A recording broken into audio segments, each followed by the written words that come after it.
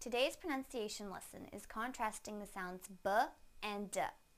First, I will use each sound in a word. Then I will put the words into a sentence so that you can hear them together with contextual clues. Please listen closely to the differences in the sounds.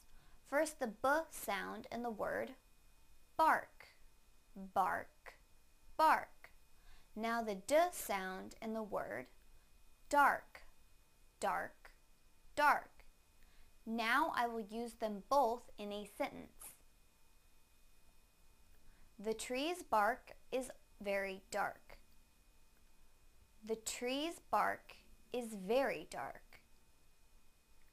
The tree's bark is very dark. Thank you for watching CartoonEnglish.tv's pronunciation lesson. Come visit our website for lessons, games, and chat.